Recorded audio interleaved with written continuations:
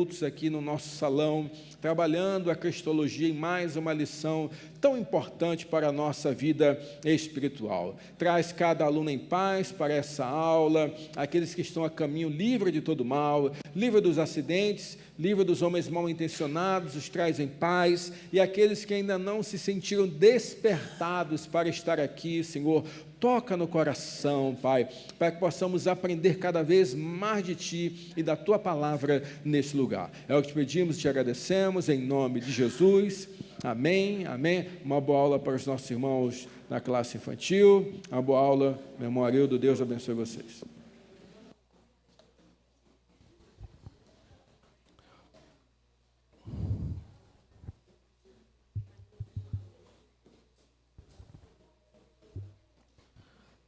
Bom dia, irmãos. Paz e graça da parte daquele que é superior, que é o tema da nossa lição hoje. A nossa lição número 16, a superioridade de Cristo. Tudo bem, Isaías? Prazer em revê-lo aí. Irmãos, não sei se vocês vão ficar chateados comigo, aborrecidos, mas hoje não haverá transparência. Tá?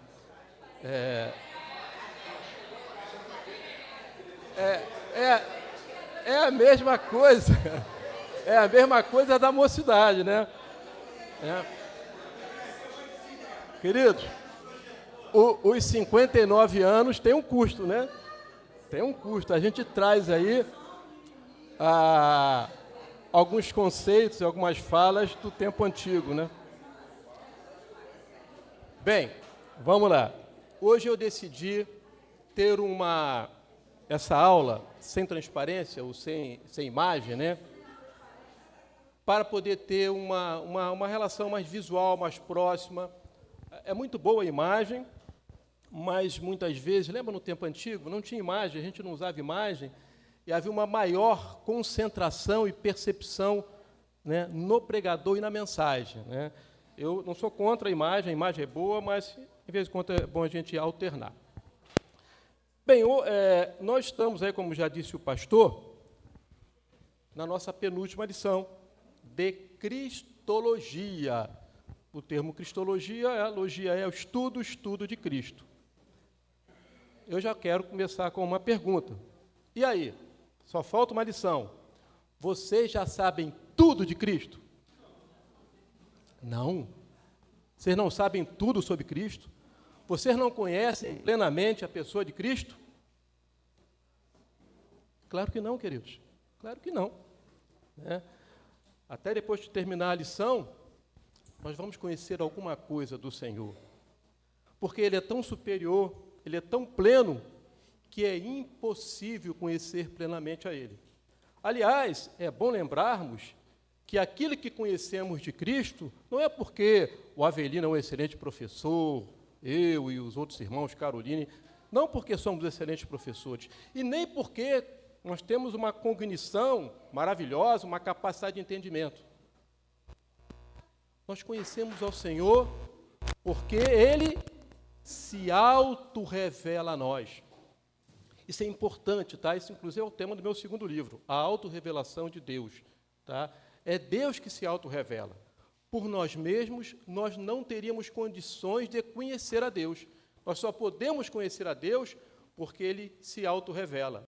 Então, Deus é o objeto e o agente da própria revelação. Ok? Isso é importante nós entendermos.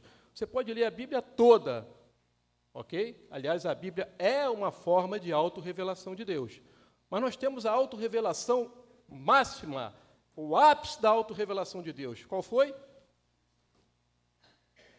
A encarnação, gente. A encarnação de Deus em Jesus é a autorrevelação maior que nós tivemos. Aliás, nessa revista, se nós não sabemos tudo sobre Jesus, nós aprendemos muitas coisas, né? Por exemplo, no capítulo 1, que fala aqui, ó, vamos lá, sobre ali são os 3 estados de Cristo. Lembra? Quais os 3 estados de Cristo? A pré-existência, porque Ele estava com o Pai, né, lá na criação, né? está lá no Gênesis capítulo 1, façamos o homem a nossa imagem e semelhança. Qual o segundo estado do Senhor Jesus? Estado de humilhação, quando ele se encarnou e homem se tornou, tá? E depois que ele cumpriu a missão, morreu na cruz, ressuscitou, foi assunto aos céus, ele entrou no estado de glorificação. Paulo relata isso em Efésios capítulo 2, de forma maravilhosa, né? Que ele, mesmo sendo Deus, não teve por usurpação ser igual a Deus, pelo contrário, tomou a forma de servo, né? E ali cumpriu a missão. E por isso, por ter cumprido a missão, morrido e ressuscitado, Deus o exaltou sobre todo nome, que é o nome de Jesus, tá? Outra coisa, se você perceber na nossa capa da nossa lição, está lá, Cristologia, pessoa e obra de Cristo. E se você pensar um pouquinho, você vai perceber que esta lição é a principal lição dessa revista. Veja, a superioridade de Cristo. Tópico 1, a superioridade do nome de Jesus. Tópico 2, a superioridade da pessoa e obra de Jesus. Então, claro que todas as lições são importantes, mas essa lição talvez seja a lição principal, tá? O autor, o tema dessa lição é a superioridade de Cristo. Agora, ele usou, o texto básico que ele usa é Colossenses capítulo 1, de 13 a 20, que é Paulo escrevendo aos Colossenses. Se você lembra sobre a carta aos Colossenses, Paulo estava lá em Éfeso, passou 3 anos em Éfeso, e ali ele evangelizou várias igrejas. Colossos foi uma dessas igrejas. Paulo provavelmente talvez nem tenha ido em Colossos. Epáfras, que foi aquele que foi em Colossos, evangelizou, ok? E depois, no encontro que ele teve, os 3 anos que Paulo ficou em Éfeso, tá? Ele trouxe ali, foi o período que houve evangelização. Agora, essa carta de Colossos, Paulo escreveu quando estava na sua primeira prisão, provavelmente em Roma. É uma carta muito parecida com a carta de Éfeso, porque foi o período que ele escreveu tanto a carta de Colossenses quanto a carta de Éfeso. Tá?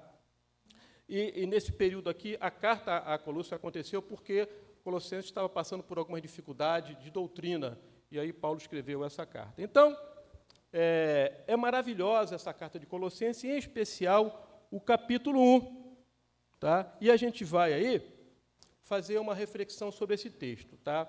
Eu, aqui nessa revista, eu quero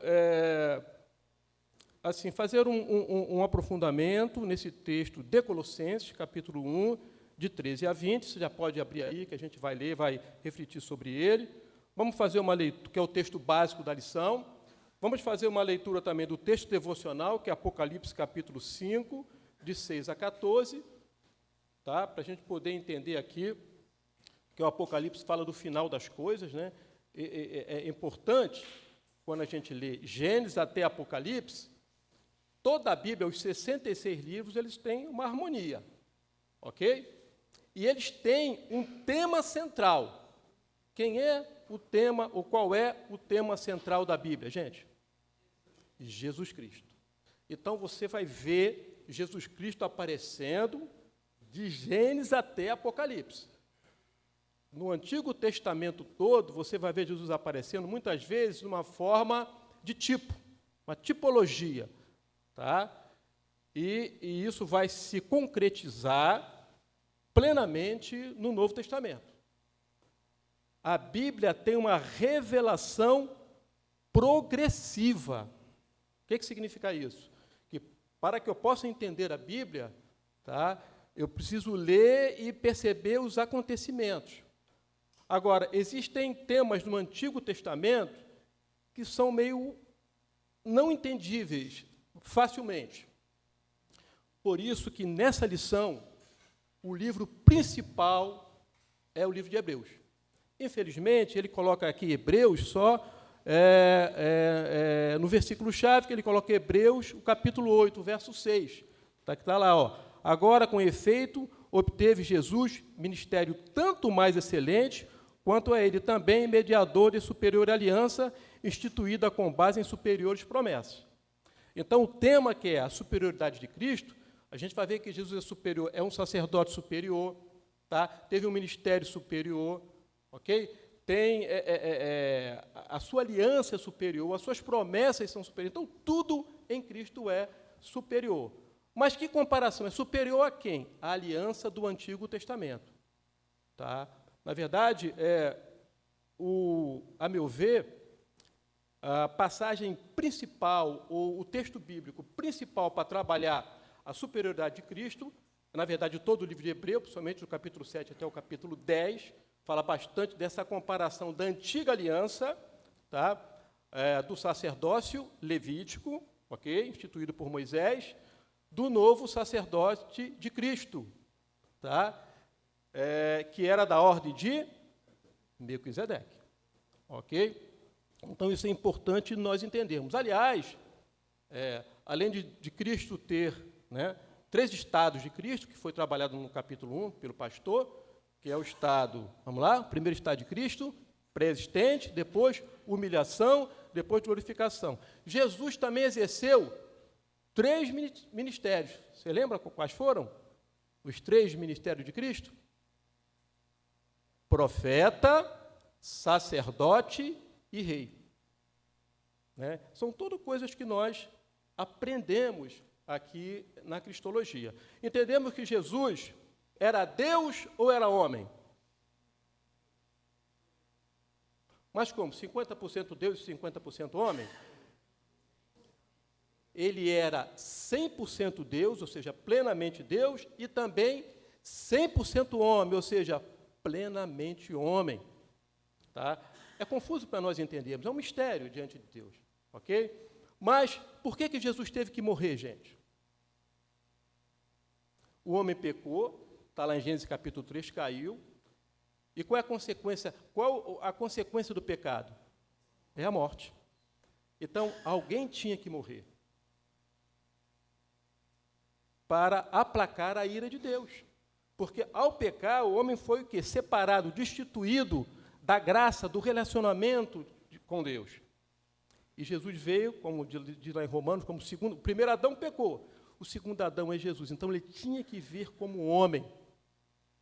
Mas por que o Senhor não escolheu algum outro homem para morrer pelos pecados de toda a humanidade? Por que não foi um outro homem? Por que não foi o Haroldo? Por que não foi o Isaías? Por que não foi o Avelino? Por que não foi a Cláudia? Por que não foi um outro homem, no sentido de homem mesmo, né? De raça humana?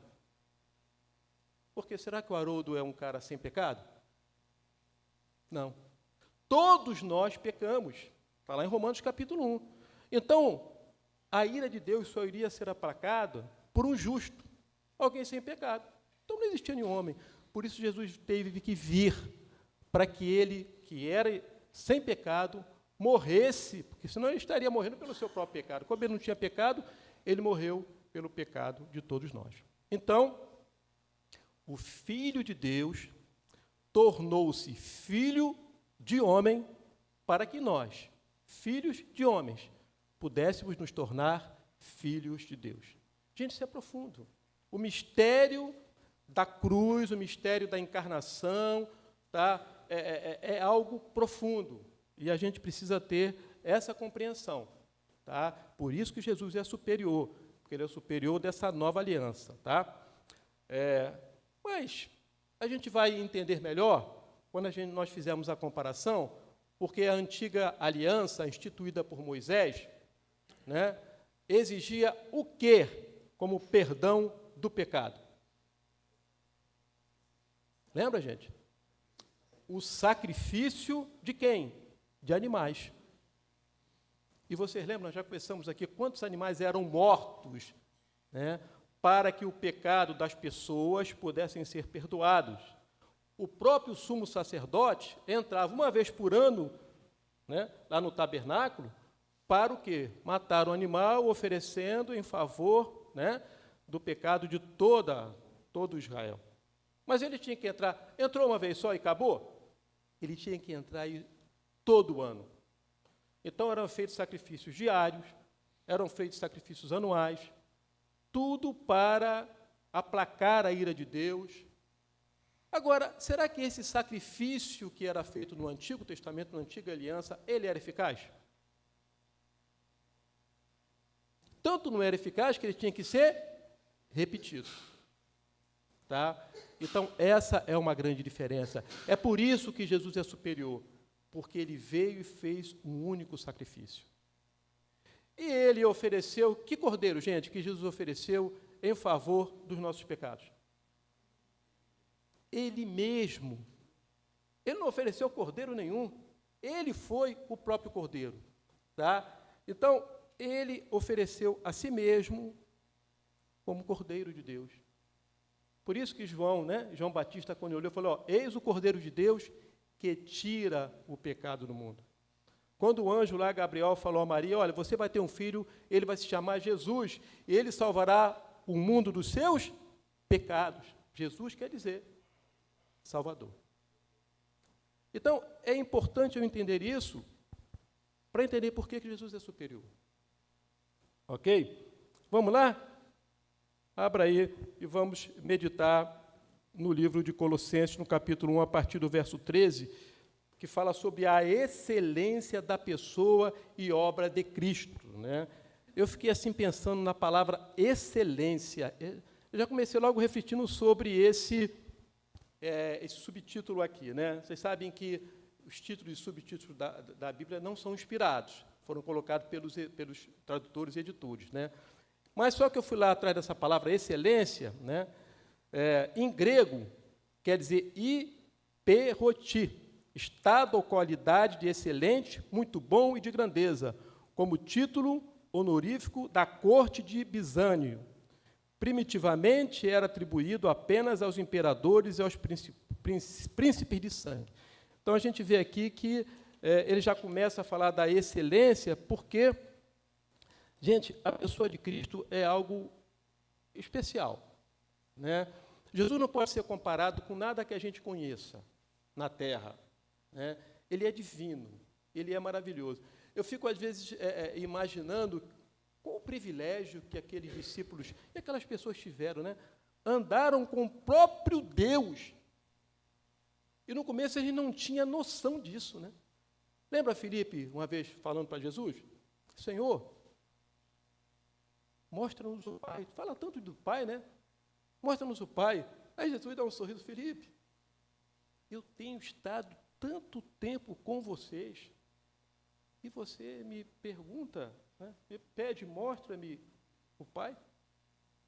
Eu e o Pai somos um. Ele é o Pai, ele é o Deus encarnado. Gente, isso é profundo, né? Isso é profundo. E esse Jesus que ressuscitou, morreu, ressuscitou, foi assunto aos céus, né, ele está conosco. A gente precisa entender isso.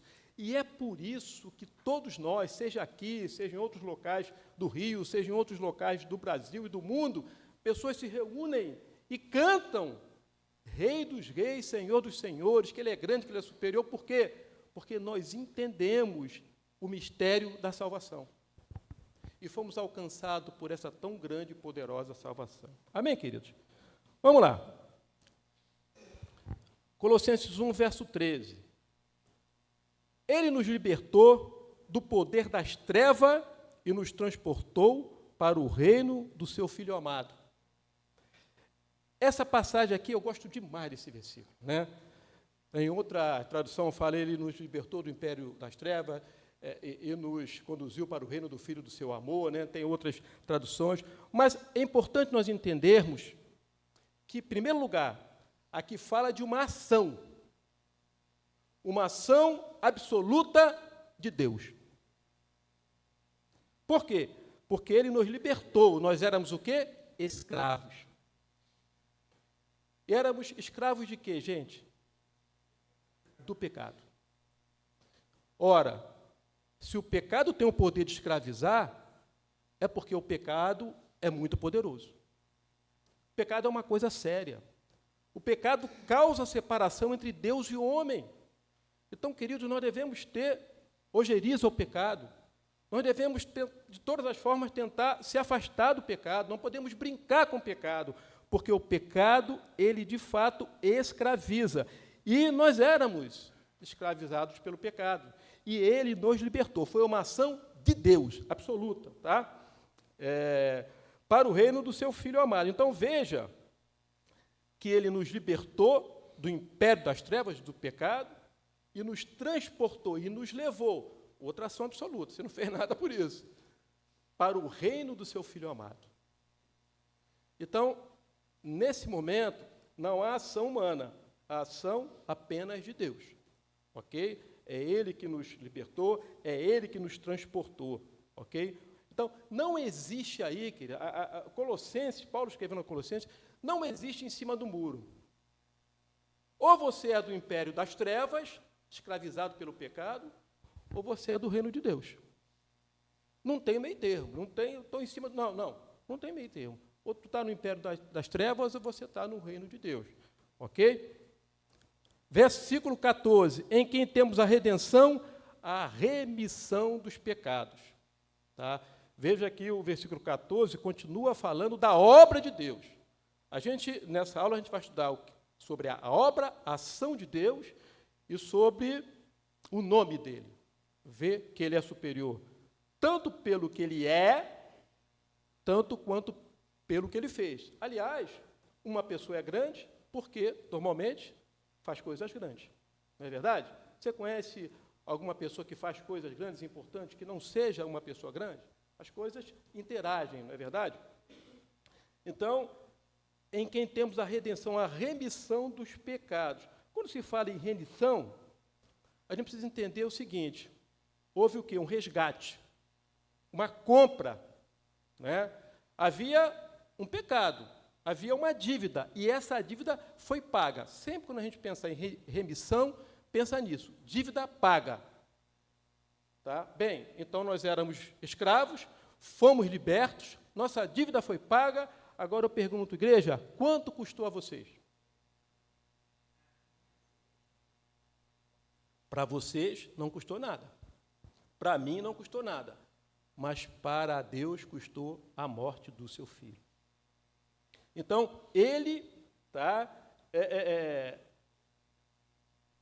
ele é grande, porque ele nos libertou a preço do próprio sangue. Quando eu estava estudando essa lição, me lembrei de eu fiquei assim, caramba, a obra do Senhor, rapaz, é maravilhosa mesmo, né?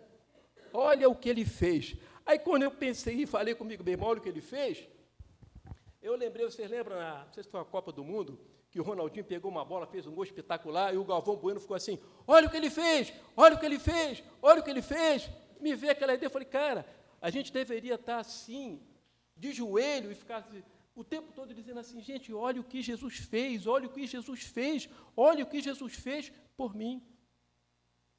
Porque o que ele fez, ninguém faz. Né? Ele é grande, porque ele é aquele que deu a vida pelos seus amigos. Então, não existe maior amor do que esse, de dar a vida pelos seus amigos. E ele fez isso. Verso 15, ele é a imagem do Deus invisível, o primogênito de toda a criação. Então, aqui a gente vai ver, aquela Filipe mostra, meu pai, eu sou o pai, né? Então, é ele aqui. E quando fala que ele é o primogênito de toda a criação, o que você entende com isso? Será que é porque Jesus foi feito primeiro?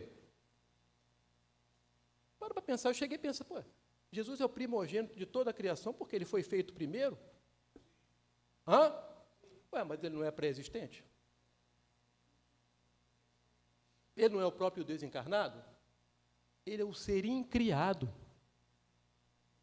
Ele é o ser incriado. Isso significa que ele estava com o Pai, no começo, fazendo todas as coisas. Por isso que ele é o primogênito. Não porque ele foi o criado primeiro, mas porque ele estava com o Pai, criando todas as coisas, ok? Então, eu fiquei com essa dúvida também, eu fui pesquisar. Verso 16, pois nele foram criadas todas as coisas, aqui, a resposta no 16, tá? Nos céus e sobre a terra, as visíveis e as invisíveis, sejam tronos, sejam soberanias, quer principados, quer potestades, tudo foi criado por meio dele e para ele. Então, veja, ele não só criou todas as coisas, mas ele sustenta todas as coisas. Porque uma coisa é você criar, outra coisa é você sustentar. Você conhece gente aí que fez filho, mas não sustenta o filho? Não criou o filho, não é assim? Jesus não, ele estava com o Pai, criou todas as coisas e sustenta todas as coisas, né? Isso é uma bênção. Ele é antes de todas as coisas, nele tudo subsiste, porque ele sustenta tudo. Verso 18, ele é a cabeça do corpo, que é a igreja, ele é o princípio, o primogênito dentre os mortos, para ter a primazia em todas as coisas. Veja que primeiro o apóstolo Paulo começa a falar do que ele fez. Agora está falando também de quem ele é. Ele é a cabeça, tá? Né? No verso 15 falou que ele é a imagem do Deus invisível. Agora, ele é a cabeça. Veja que ele vai alternando entre o que Jesus fez, a obra de Deus, com o seu próprio nome, né? Então, ele é a cabeça, que é a do corpo, que é a igreja. Ele é o princípio, o primogênito dentre os mortos, para ter a primazia em todas as coisas. Quando o texto fala que ele é a cabeça, significa o quê? Que ele é o mais importante, é dele que vem a orientação, tá? Não queira tomar o lugar de Cristo. Hoje nós vemos, muitas vezes, na nossa vida, a gente às vezes quer tomar o lugar de Cristo. Às vezes a gente vê em algumas igrejas o pastor querendo tomar o lugar de Cristo. Queridos, não podemos tomar o lugar de Cristo. Ele é o cabeça. Tudo foi feito por ele, para ele, por intermédio dele. Ele é o cabeça. Agora, a igreja é o quê? O corpo. Seja corpo. O que é o corpo? É um organismo integrado, conectado. Né? Isso é importante nós frisarmos, porque hoje existem muitas pessoas que não querem mais congregar, que não querem mais fazer parte do corpo. Não, fica aqui em casa e tal, eu tenho acredito em Jesus e tal. Mas não é isso que a Bíblia fala, que você é corpo e o corpo tem que estar ligado. Se você pega um pé, um dedo, uma perna, corta e afasta do corpo, o que vai acontecer? Ele vai morrer. Eu lembro uma vez que eu trabalhava na emergência lá do Hospital Naval, né, Marcílio Dias. Aí, em emergência, você vê de tudo, né? Uma vez chegou um camarada lá que estava fazendo um churrasco, aquele machadinho, né? Aí ele errou, cortou o dedo. Né? Aí ele botou o dedo num saco com gelo e chegou lá. Eu vim aqui, será que o médico consegue colocar o meu dedo no lugar? E levaram ele para o centro cirúrgico e colocaram o dedo dele no lugar. E o dedo dele lá sobreviveu, porque o sangue novamente tal. Então, querido, se você está fora do corpo, se você não está ligado ao corpo, você vai morrer, por falta de oxigenação, por falta de sangue. Mas ainda há tempo, né? Volta para o corpo, volta a congregar, para que o sangue de Jesus possa novamente se restaurar, estabelecer no corpo. Né? Verso 19, porque Deus achou por bem que nele residisse toda a plenitude, e que, havendo feito a paz pelo sangue da sua cruz, por meio dele, reconciliasse consigo mesmo todas as coisas, quer sobre a terra, quer sobre os céus. Tá? Então, isso aqui é muito importante. A morte de Jesus, a ressurreição de Jesus, reconciliou-nos com o mundo, com Deus, e o mundo com Deus. Tá? É importante entender, tá? Romanos 5:1. Quem pode ler para mim Romanos 5:1 e outro Romanos 8:1 e 2? São duas passagens importantes.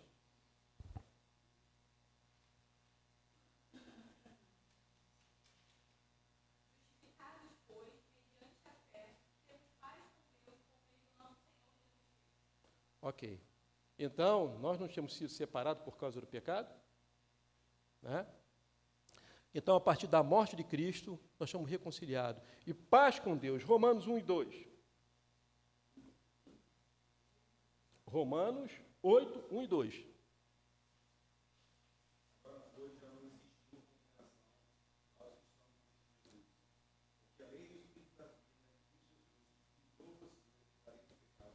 Amém.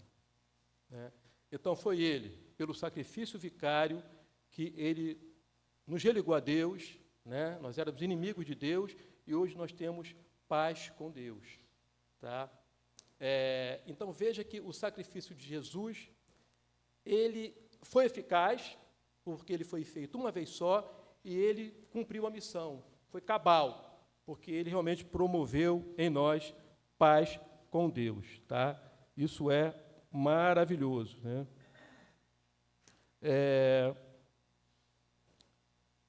Vimos o 20, né? Paz com Deus. Ok. Queridos, então, esse é o texto básico da lição. Apocalipse 5, de 6 a 14, é aquela passagem que João foi arrebatado, ok? E ele chega lá no céu, ele vê que existia lá um ancião no trono que estava com um livro. Está lembrado? Abre lá para a gente ver. Apocalipse 5.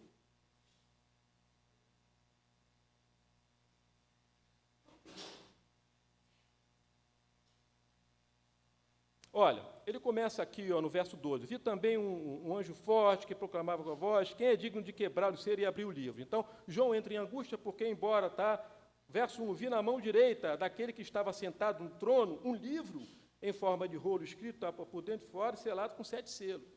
Esse livro era o quê, gente? Eram as coisas que iriam acontecer. Tá? E ninguém podia abrir o livro. Aí vem o verso 6. Então vi no meio do trono e dos 4 seres viventes, entre os anciões em pé, um cordeiro que parecia que tinha sido morto. Ele tinha 7 chifres, bem como 7 olhos, que são os 7 Espíritos de Deus enviados por toda a terra. Quem é esse cordeiro que havia sido morto? O próprio Jesus. Verso 9, tá? E aí o verso 8, e quando ele pegou o livro, os 4 seres viventes, os 24 anciões, e postaram diante do cordeiro, tendo cada um deles uma harpa e taças de ouro cheias de incenso, que são as orações dos santos. E o verso 9, e cantavam um cântico novo, dizendo: digno és de pegar o livro e de quebrar o selo, porque foste morto e com o teu sangue compraste para Deus os que procedem de toda tribo, língua, povos e nações. Né? Então, nós fomos comprados com preço de sangue, nós que estamos aqui, né? Cada um de nós, toda a igreja que está no estado do Rio, que está no Brasil, que está no mundo, todos fomos comprados, raças e línguas, por causa desse sacrifício desse cordeiro. Tá? Então, ele trouxe, o comentarista trouxe esse texto devocional, porque é ali em Apocalipse, que é o livro da revelação, é o final, mostra lá que o cordeiro pode abrir o livro, ok? Queridos, agora abrem Hebreus 10, de 1 a 18, que, a meu ver, é o texto principal para que nós possamos entender sobre a aliança. Tá? E aí eu vou ler também e a gente vai refletir sobre esse texto. Tem sobre o subtítulo: o sacrifício de Cristo é único e para sempre.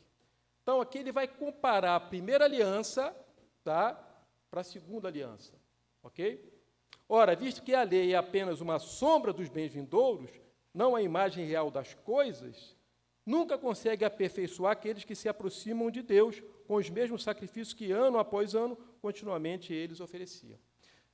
Deixa eu fazer uma pergunta. Todo aquele sacrifício que era feito no Antigo Testamento não tinha valor? Tinha. Qual era o valor da antiga aliança do sacrifício que era feito no Antigo Testamento?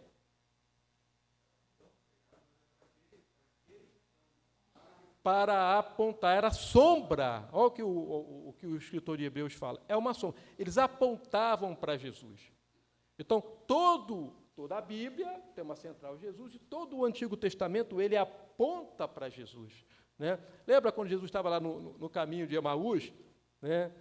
Com aqueles discípulos que estavam desanimados, e, rapaz, você não lia os profetas e tudo, que o Filho do Homem tinha que morrer, ressuscitar e tal, tudo apontava, né, para Jesus.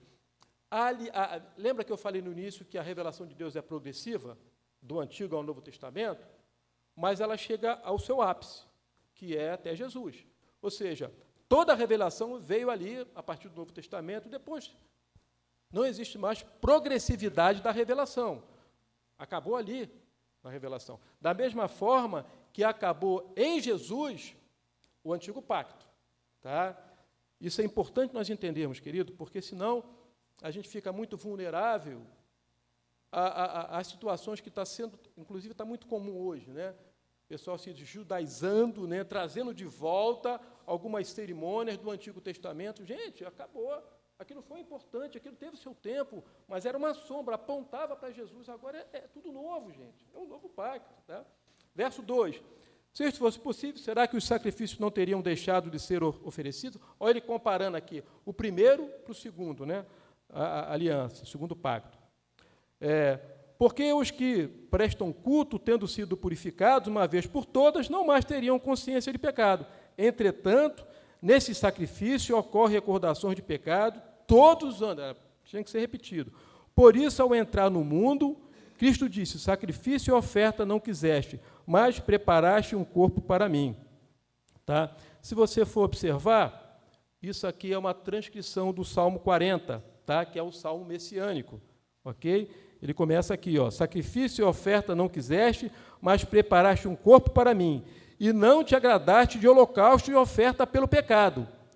Então disse: eis aqui estou, no rolo do livro está escrito, a meu respeito estou aqui para fazer, ó Deus, a tua vontade. É claro que Davi não estava falando sobre ele mesmo, estava falando sobre o Senhor Jesus. Agora, veja que ele fala, essa passagem aqui, no verso 6, e não te agradaste de holocausto e ofertas pelo pecado. Até aquela oferta que era feita no Antigo Testamento, tá, ela precisava ser feita em estado de obediência. Lembra aquela frase? É melhor obedecer ou é melhor sacrificar? É melhor obedecer do que sacrificar. No Antigo Testamento tem várias passagens em que os homens foram sacrificar, mas não foi aceita a oferta. Lembra aquela passagem de Saul?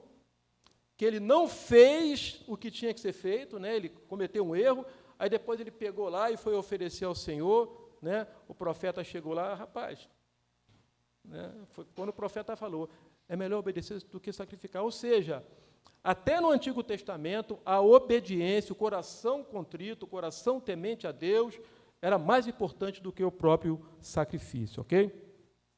Verso 8, depois de dizer como acima, sacrifício, ofertas, holocaustos e ofertas pelo pecado não quiseste, nem deles te agradaste, coisas que se oferecem segundo a lei. Tá? Então, obedecer é melhor do que sacrificar. Num segundo momento, acrescentou, eis aqui estou para fazer, ó Deus, a tua vontade. Ele remove o primeiro para estabelecer o segundo.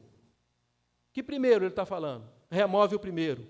O antigo pacto, a antiga aliança, o antigo concerto, ok? Para estabelecer o segundo. Qual era o segundo? O sacrifício de Jesus, ok? Isso é muito importante, porque qual o momento onde há essa transição, querido, da antiga aliança para a nova aliança? Esse eu não trouxe chocolate, não, mas merecia chocolate, né? Qual o momento da transição da antiga aliança para a nova aliança? Ele estabelece? Não. Onde Jesus estabelece?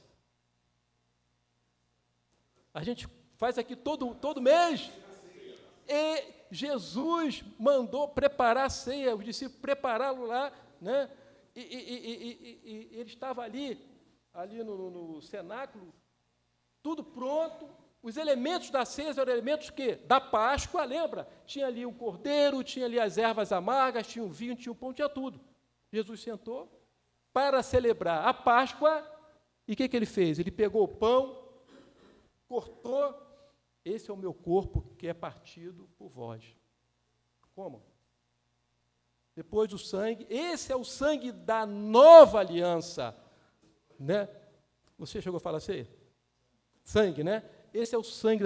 Então, naquele momento, ao instaurar a ceia, instituir a ceia, ali naquele momento estava tendo a transição da antiga para a nova.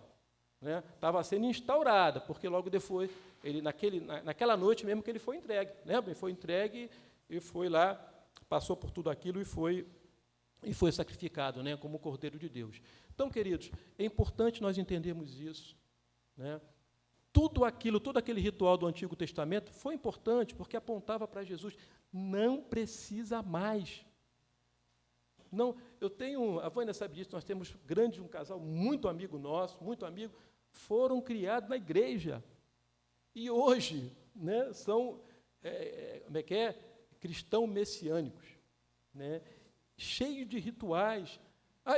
Ele é muito meu amigo, né, uma pessoa inteligente, o cara é doutor mesmo, né, pós-doutorado e tudo. E eu digo assim, rapaz, o que é um cristão messiânico? Ele é um judeu, né, que aceita Jesus. Eu falei, beleza, tu não é judeu, tu é gentil. Só há sentido nisso um cara que é judeu e se converteu ao cristianismo. Mas você, ou seja, tu não tem que se tornar judeu para ser cristão. Houve essa polêmica na época entre Pedro e Paulo, tu está lembrado? Paulo falou sobre isso, gente. Eu não tenho que me tornar judeu para depois tornar-me cristão. Ou seja, o judaísmo tinha um papel, o judaísmo tinha uma função. Qual era a função do judaísmo, gente? Qual era o papel do judaísmo?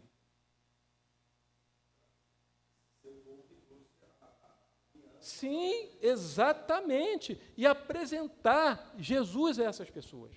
O Deus da aliança, né? Chegou ali, foi cumprido. Depois, na verdade, é um povo só. É o povo redimido, tá? Então, é muito importante. Eu não sei se vocês estão percebendo por que eu estou, em vez de seguir todos os detalhes da lição, eu estou me prendendo a isso. Porque, para mim, essa é a essência dessa lição. É entender por que Jesus é superior, tá? E aí, terminando esse texto aqui, verso 10, nessa vontade é que temos sido santificados mediante a oferta do corpo de Jesus Cristo, uma vez por todas, uma oferta só, não precisa mais. Ora, todo sacerdote se apresenta dia a dia para exercer o serviço sagrado e oferecer muitas vezes os mesmos sacrifícios que nunca mais podem remover pecados. Verso 12, Jesus, porém, tendo oferecido para sempre um único sacrifício pelos pecados, assentou-se à direita de Deus, aguardando daí em diante até que os seus inimigos sejam postos por estrado dos seus pés. Isso vai acontecer quando? Na volta de Jesus, né? Verso 14, porque com uma única oferta aperfeiçoou para sempre os que estão sendo santificados.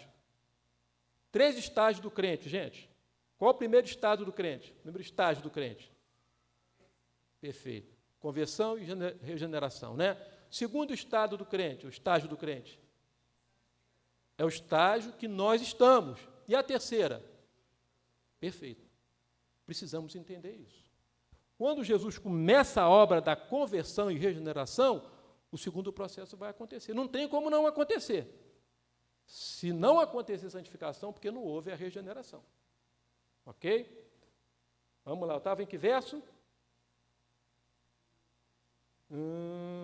14, santificado. 15, e disto nos dá testemunho também o Espírito Santo, porque após ter dito, esta é a aliança que farei com eles, depois daqueles dias, diz o Senhor, imprimirei as minhas leis no coração deles e as escreverei sobre a sua mente.